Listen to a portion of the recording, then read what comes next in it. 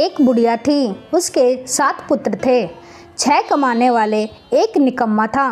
बुढ़िया माँ 6 पुत्रों की रसोई बनाती, भोजन कराती, जो बचता सो 7वें को दे देती। परंतु वह बड़ा भोला था, मन में कुछ विचार न करता था। एक दिन अपनी बहू से बोला, देखो मेरी माता का मुझ पर कितना प्यार है। वह बोली, क्यों नहीं, सबका झूठा बचा हुआ तुमको खिलाती है। वह बोला, मैं जब तक अपनी आंखों से ना देखूं, मान नहीं सकता। बहू ने कहा, देख लोगे तब तो मानोगे। कुछ दिन बाद बड़ा त्योहार आया। घर में 7 प्रकार के भोजन और चूरमा के लड्डू बने। वह जांचने को सिर दर्द का बहाना कर पतला कपड़ा सिर पर ओढ़कर रसोई में सो गया और कपड़े में से सब देखता रहा। 6 भाई भोजन करने आए। उसने देखा माँ ने उनके लिए सुंदर सुंदर आसन बिछाए, 7 प्रकार की रसोई परोसी। वह आग्रह करके उन्हें जिमाती है। वह देखता रहा। 6 भाई भोजन करके उठे, तब झूठी थालियों में से लड्डुओं के टुकड़े उठाकर एक लड्डू बनाया। झूठन साफ कर माँ ने उसे पुकारा, उठ बेटा, 6 भाई भोजन कर गए, अब तू ही बाकी है, उठ न, कब खाएगा। वह कहने लगा, माँ मुझे भोजन नहीं करना, मैं परदेश जा रहा हूँ। माता ने कहा, कल जाता हो तो आज चला जा। वह बोला, हाँ हाँ, आज ही जा रहा हूँ। यह कहकर वह घर से निकल गया। चलते समय बहू की याद आई। वह गौशाला में कंडे थाप रही थी। जाकर बोला, दोहा, हम जावे परदेश को, आवेंगे कुछ काल, तुम रहियो संतोष से धर्म आपनो पाल। वह बोली, जाओ पिया आनंद से, हमरो सोच हटाए, राम भरोसे हम रहे ईश्वर तुम्हें सहाय। देवी निशानी अपनी देख धरू मन धीर, सुधी हमारी न बसाइयो रखियो मन गंभीर। वह बोला, मेरे पास तो कुछ नहीं, यह अंगीठी है, सो ले लो और अपनी निशानी मुझे दे दो। वह बोली, मेरे पास क्या है, यह गोबर भरा हाथ। यह कह उसकी पीठ में गोबर के हाथ की थाप मार दी। वह चल दिया। चलते चलते दूर देश में पहुंचा। वहाँ एक साहूकार की दुकान थी। वहीं जाकर कहने लगा, भाई मुझे नौकरी पर रख लो। साहूकार को ज़रूरत भी थी। बोला, रह जा। लड़के ने पूछा, तनख्वाह क्या दोगे। साहूकार ने कहा, काम देखकर दाम मिलेगा। साहूकार की नौकरी मिली। वह सवेरे 6 बजे से रात तक नौकरी करने लगा। कुछ दिनों में साहूकार का सारा लेन देन का हिसाब, ग्राहकों को माल बेचना, सारा काम करने लगा। साहूकार के 5-6 नौकर थे। सब चक्कर खाने लगे कि यह तो बहुत होशियार बन गया। सेठ ने भी काम देखा और 3 महीने में उसे आधे मुनाफे का साझीदार बना लिया और 22 वर्ष में नामी सेठ बन गया और मालिक सारा कारोबार उसके ऊपर छोड़कर बाहर चला गया। अब बहू पर क्या बीती सुनो। सास ससुर उसे दुख देने लगे। सारी गृहस्थी का काम करा के उसे लकड़ी लेने जंगल में भेजते और घर की रोटियों के आटे से जो भूसी निकलती, उसकी रोटी बनाकर रख दी जाती और फूटी नारियल की नरेली में पानी। इस तरह दिन बीतते रहे। एक दिन वह लकड़ी लेने जा रही थी कि रास्ते में बहुत सी स्त्रियां संतोषी माता का व्रत करती दिखाई दी। वह वहां खड़ी हो कथा सुन बोली, बहनों, तुम किस देवता का व्रत करती हो और इसके करने से क्या फल होता है? इस व्रत के करने की क्या विधि है? यदि तुम अपने इस व्रत का विधान मुझे समझा कर कहोगी तो मैं तुम्हारा बड़ा एहसान मानूंगी। तब उनसे एक स्त्री बोली, सुनो, यह संतोषी माता का व्रत है। इसके करने से निर्धनता, दरिद्रता का नाश होता है, लक्ष्मी आती है, मन की चिंताएं दूर होती है, घर में होने से मन को सुख, प्रसन्नता और शांति मिलती है। व्रत के दिन घर में खटाई कोई न खावे। यह सुनकर बहू चल दी। रास्ते में लकड़ी के बोझ को बेच दिया और उन पैसों से गुड़ चना ले माता के व्रत की तैयारी कर आगे चली और सामने मंदिर देख पूछने लगी, यह मंदिर किसका है? सब बच्चे कहने लगे, संतोषी माता का मंदिर है। यह सुन माता के मंदिर में जा माता के चरणों में लौटने लगी।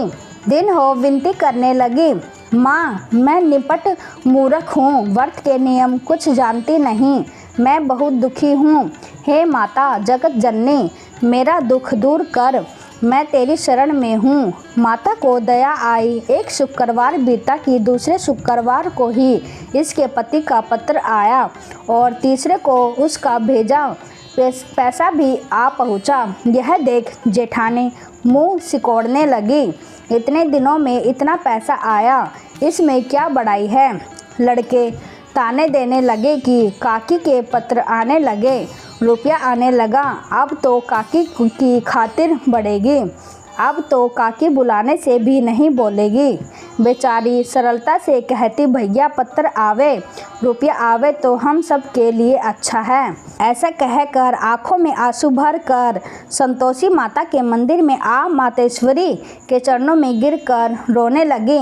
माँ मैंने तुझसे पैसा नहीं, मुझे पैसे से क्या काम है, मुझे तो अपने सुहाग से काम है, मैं तो अपने स्वामी के दर्शन और सेवा मांगती हूँ। तब माता ने प्रसन्न होकर कहा, जा बेटी तेरा स्वामी आएगा। यह सुन खुशी से बावली हो घर के कामकाज करने लगी। अब संतोषी माँ विचार करने लगी, इस भोली पुत्री से मैंने क्या कह दिया कि पति आवेगा, पर आवेगा कहाँ से, वह तो इसे सपने में भी याद नहीं करता, उसे याद दिलाने के लिए मुझे जाना पड़ेगा। इस तरह माता बुढ़िया के बेटे के सपने में जा प्रकट हो कहने लगी, साहूकार के बेटे सोता है या जागता है। वह बोला, माता सोता भी नहीं हूँ, जागता भी नहीं हूँ, बीच में ही कहो क्या आज्ञा है। माँ कहने लगी, तेरा घर बार कुछ है या नहीं। वह बोला, मेरा सब कुछ है माँ, बाप भाई बहन बहू क्या कमी है। माँ बोली, भोले पुत्र तेरी स्त्री घोर कष्ट उठा रही है, तेरे माँ बाप उसे दुख दे रहे हैं, वह तेरे लिए तरस रही है, तू उसकी सुधि ले। वह बोला, माता यह तो मुझे मालूम है, परंतु जाऊँ कैसे, परदेश की बात है, लेन देन का कोई हिसाब नहीं, जाने का कोई रास्ता नज़र नहीं आता, कैसे चला जाऊं। माँ कहने लगी, मेरी बात मान, सवेरे नहा धोकर माता का नाम ले, घी का दीपक जला, दंडवत कर दुकान पर जा बैठना, देखते देखते तेरा लेन देन चुक जाएगा, माल बिक जाएगा, सांझ होते होते धन का ढेर लग जाएगा। तब सवेरे बहुत जल्दी उठ उसने लोगों से अपने सपने की बात कही, तो वे सब उसकी बात अनसुनी कर दिल लगी उड़ाने लगे। कहीं सपने में सच होते हैं। एक बूढ़ा बोला, देख भाई मेरी बात मान, इस तरह साथ झूठ करने के बदले देवता ने जैसा कहा है वैसा ही करना, तेरा इसमें क्या जाता है। अब बूढ़े की बात मानकर नहा धोकर संतोषी माता को दंडवत कर घी का दीपक जला दुकान पर जा बैठा। थोड़ी देर में क्या देखता है कि देने वाले रुपया लाए, लेने वाले हिसाब लेने लगे। कोठे पर भरे सामानों के खरीदार नगद दाम में सौदा करने लगे। शाम तक धन का ढेर लग गया। माता का यह चमत्कार देखकर बहुत खुश हो मन में माता का नाम लेकर घर जाने के वास्ते गहना कपड़ा खरीदने लगा और वहाँ के काम से निपट कर तुरंत रवाना हुआ। वहाँ बहू बेचारी जंगल में लकड़ी लेने जाती है। लौटते वक्त माता जी के मंदिर में विश्राम करती है। वह तो उसका रोज रुकने का स्थान ठहरा। दूर से धूल उठती देखकर वह माता से पूछती है, हे माता यह धूल कैसी उड़ रही है। माँ कहती है, हे पुत्री तेरा पति आ रहा है, अब तू ऐसा कर लकड़ियों के 3 बोझ बना ला, एक नदी के किनारे रख, दूसरा मेरे मंदिर पर और तीसरा अपने सिर पर रख। तेरे पति को लकड़ी का गट्ठा देख मोह पैदा होगा, वह वहाँ रुकेंगे, नाश्ता पानी बना खा पी कर माँ से मिलने जाएगा। तब तू लकड़ी का बोझा उठा कर जाना और बीच चौक के गट्ठा डालकर 3 आवाज़ें लगाना, लो सासू जी लकड़ियों का गट्ठा लो, भूसे की रोटी दो और नारियल के खोपड़े में पानी दो। आज मेहमान कौन आया है। माँ की बात सुन बहुत अच्छा माता कहकर प्रसन्न हो लकड़ियों के 3 गट्ठे ले आई। एक नदी के तट पर एक माता के मंदिर पर रखा। इतने में ही मुसाफिर आ पहुँचा। सूखी लकड़ी देख उसके पति की इच्छा हुई कि यह निवास करे और भोजन बनाकर खा पी कर गाँव जाए। इस प्रकार भोजन बनाकर विश्राम करके वह गाँव को गया। जब वह सबसे प्रेम से मिल रहा था उसी समय बहू सिर पर लकड़ी का गट्ठा लेकर आती है। लकड़ी का भारी बोझ आंगन में डालकर जोर से 3 आवाज़ देती है। लो सासू जी, लकड़ी का गट्ठा लो, भूसी की रोटी दो, नारियल के खोपड़े में पानी दो। आज कौन मेहमान आया है। यह सुनकर उसकी सास अपने दिए हुए कष्टों को भुलाने हेतु कहती है, बहू ऐसा क्यों कहती है, तेरा मालिक ही तो आया है। आ बैठ, मीठा भात खा, भोजन कर, कपड़े गहने पहन। इतने में आवाज़ सुन उसका स्वामी बाहर आता है और अंगूठी देख व्याकुल हो माँ से पूछता है, माँ यह कौन है। माँ कहती है, बेटा यह तेरी बहू है। आज 22 वर्ष हो गए जब तो तू गया है, तब से सारे गांव में जानवर की तरह भटकती रहती है। काम काज घर का कुछ नहीं करती, 4 समय आकर खा जाती है। अब तुझे देखकर भूसी की रोटी और नारियल के खोपड़े में पानी मांगती है। वह लज्जित हो बोला, ठीक है माँ, मैंने इसे भी देखा है और तुम्हें भी देखा है। अब मुझे दूसरे घर की ताली दे तो उसमें रहूं। तब माँ बोली, ठीक है बेटा, जैसी तेरी मर्जी, कहकर ताली का गुच्छा पटक दिया। उसने ताली ले दूसरे कमरे में जो तीसरी मंजिल के ऊपर था खोलकर सारा सामान जमाया। एक दिन में ही वहाँ राजा के महल जैसा ठाट बाट बन गया। अब क्या था, वे दोनों सुखपूर्वक रहने लगे। इतने में अगला शुक्रवार आया। बहू ने अपने पति से कहा कि मुझको माँ का उद्यापन की तैयारी करनी है। वह तुरंत ही उद्यापन की तैयारी करने लगी। फिर जेठ के लड़कों को भोजन के लिए कहने गई।